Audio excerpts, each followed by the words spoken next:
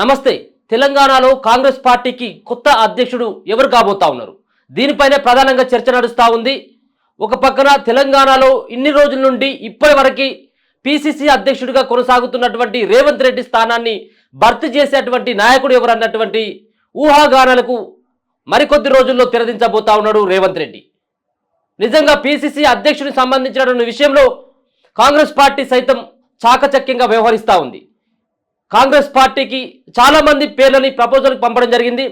ఒక పక్కన తెలంగాణలో ఉన్నటువంటి ముఖ్యమంత్రి రేవంత్ రెడ్డితో పాటు కాంగ్రెస్ పార్టీ అధిష్టానమైనటువంటి రాహుల్ గాంధీ, సోనియా గాంధీ, మల్లికార్జున ఖర్గే వీళ్ళ సంబంధించినటువంటి పరిధిలో కూడా ఉన్నటువంటి అంశం తెలంగాణ ప్రాంతంలో తెలంగాణలో కాంగ్రెస్ పార్టీ అధికారంలో వచ్చినటువంటి దశలో తెలంగాణలో మరింత కాంగ్రెస్ పార్టీ బలం పొందాలంటే ఖచ్చితంగా రేవంత్ రెడ్డి ముఖ్యమంత్రిగా ఉన్నాడు.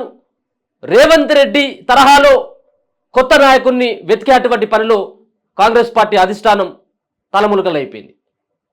ఇప్పుడున్నటువంటి నేపథ్యంలో చాలామంది పేర్లు బయటికి రావడం జరిగింది. దాంట్లో సీతక్క పేరు, మరో పక్కన జగ్గారెడ్డి పేరు, కోమటిరెడ్డి రాజగోపాల్ రెడ్డి పేరు,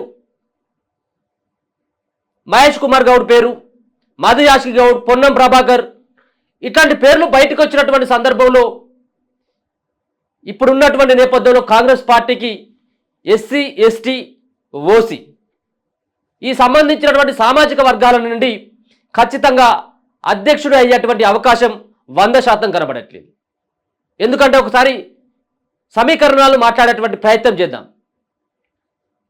తెలంగాణ ప్రాంతంలో బీఆర్ఎస్ పార్టీకి అధ్యక్షుడు అంటే ఖచ్చితంగా వెలమదొరలకు సంబంధించినటువంటి సామాజిక వర్గం నుంచే మాజీ ముఖ్యమంత్రి కల్వకుంట్ల చంద్రశేఖరరావు కుటుంబం నుంచే ఉండేటువంటి ఆస్కారం ఉంటుంది.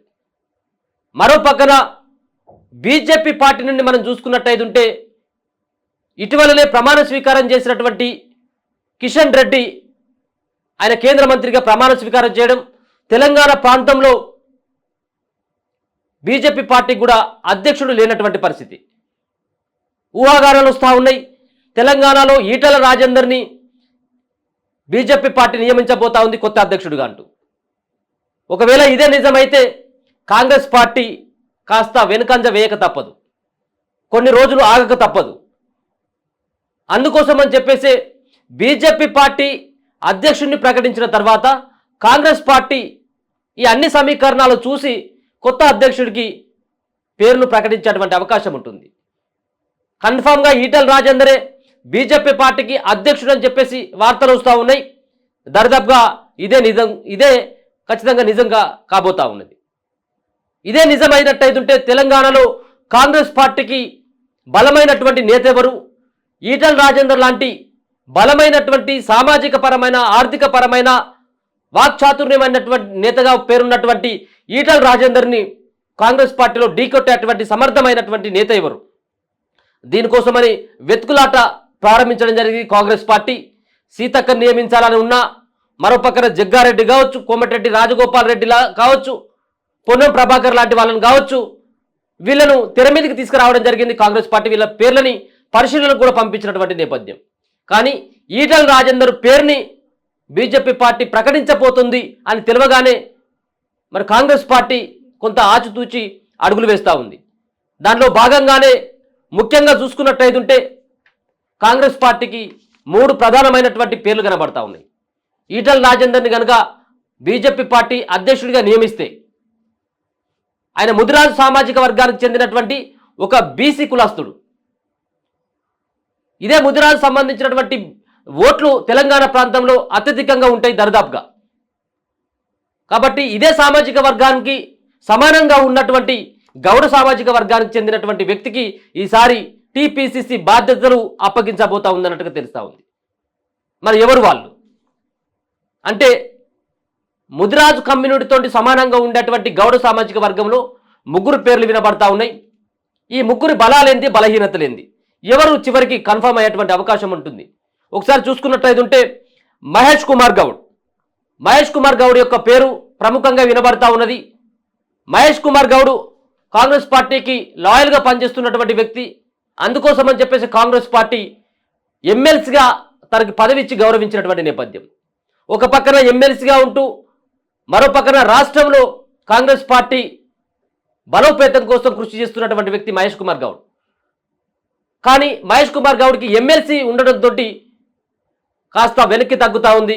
కొంత సౌమ్యుడిగా పేరున్నటువంటి మహేష్ కుమార్ గౌడ్ దూకుడుగా ప్రవర్తించేటువంటి వ్యక్తి కాదు. కానీ కాంగ్రెస్ పార్టీలో దూకుడైనటువంటి వ్యక్తులకే ప్రాధాన్యత ఉంటుంది. కాబట్టి మహేష్ కుమార్ గౌడ్ని ఈసారి గౌడ సామాజిక వర్గం నుంచి అయినప్పటికీ ఆయనను కూడా పక్కన పెట్టేటువంటి అవకాశం ఉంటుంది. రెండవది, ఆయనకు పదవి విషయంలో ఎమ్మెల్సీగా కొనసాగుతూ ఉన్నాడు కాబట్టి. మరో వ్యక్తి చూసుకున్నట్టయితే మంత్రి హోదాలో ఉన్నటువంటి వ్యక్తి, మాటకారి, తెలంగాణ ఉద్యమంలో కీలకమైనటువంటి భూమిక పోషించినటువంటి వ్యక్తి, ఢిల్లీలో తెలంగాణ రాష్ట్ర సాధన కోసం ఢిల్లీలో ఉన్నటువంటి నేతలను కూడా గడగడలాడించినటువంటి కాంగ్రెస్ పార్టీ నేతగా ఉన్న పేరున్నటువంటి పొన్నం ప్రభాకర్ సైతం పొన్నం ప్రభాకర్ పేరుని తెర మీదకి తీసుకురావడం జరిగింది. అయినప్పటికీ పొన్నం ప్రభాకర్ ఒక పక్కన మంత్రిగా పనిచేస్తున్నటువంటి నేపథ్యం, ఆయన రవాణా శాఖ మంత్రిగా పనిచేస్తూ ఉన్నాడు. ఆయన బీసీలో ఒక కీలకమైనటువంటి నేతగా ఉన్నాడు. కాబట్టి మంత్రిగా ఉంటూ ఇక్కడ పిసిసి అధ్యక్షుడి బాధ్యతలు మోయడం కాస్త సవాల్తో కూడుకున్నటువంటి పనే. కాబట్టి ఆయనను మంత్రి పదవి త్యాగం చేసి పిసిసి అధ్యక్షుడిగా కొనసాగేటువంటి అవకాశం ఆయన తీసుకోకపోవచ్చు. కాబట్టి పిసిసి అధ్యక్షుడి కంటే తనకి మంత్రి పదవి ముఖ్యమనుకొని సైడ్ అవుతా ఉన్నటువంటి పరిస్థితి పొన్నం ప్రభాకర్ది. ఇప్పటికీ అధిష్టానం అదే విషయాన్ని పొన్నం ప్రభాకర్తో చెప్పినట్టుగా తెలుస్తూ ఉంది.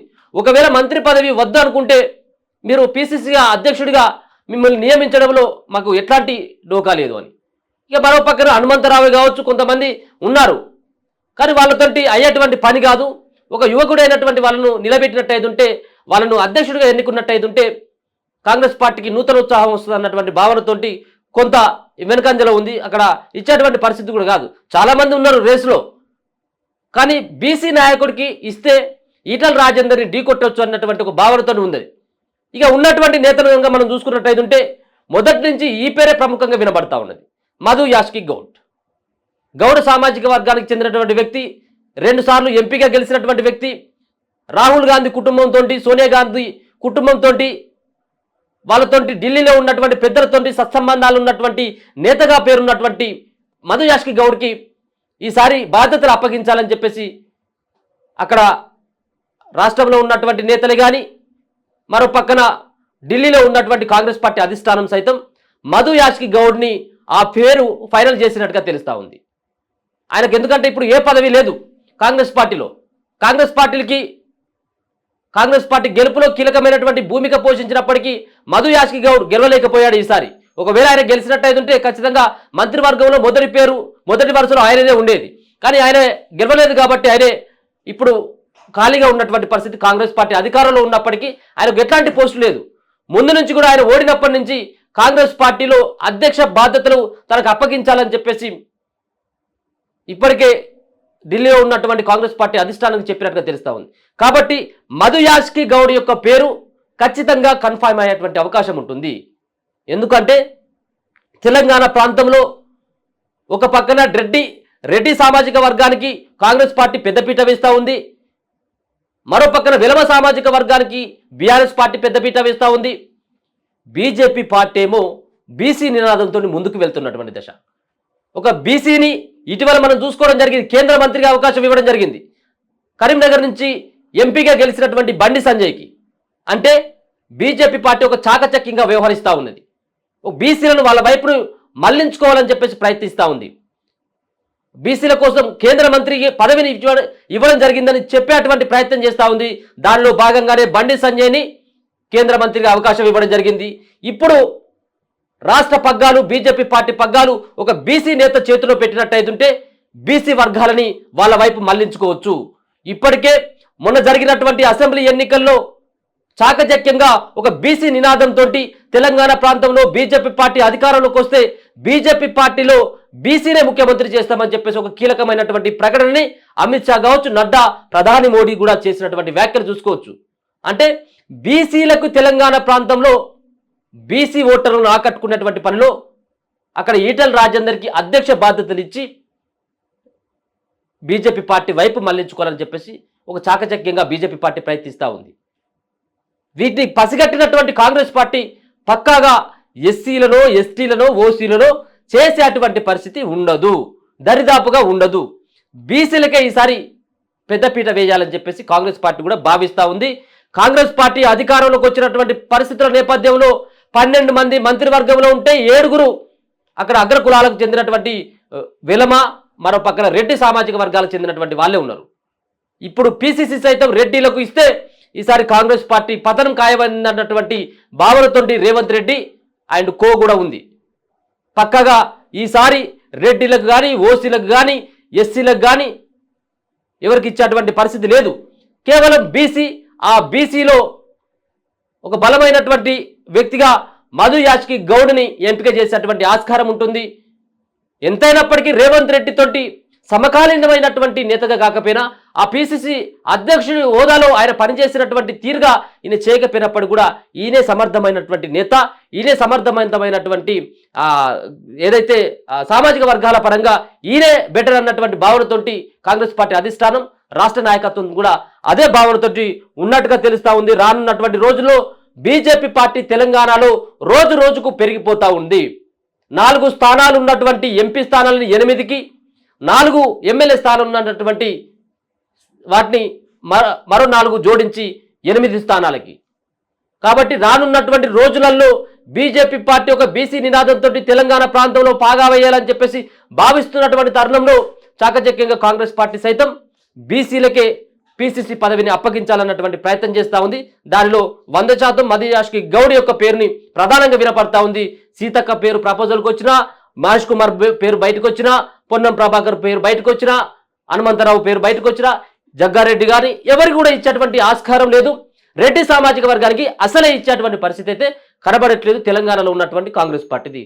కాబట్టి లాస్ట్కి మధు యాష్కి గౌడ్ పేరును అధిష్టానం ఫైనల్ చేసినట్టుగా కనబడతా ఉన్నది. చూస్తూనే ఉండండి మన తొలి వెలుగు.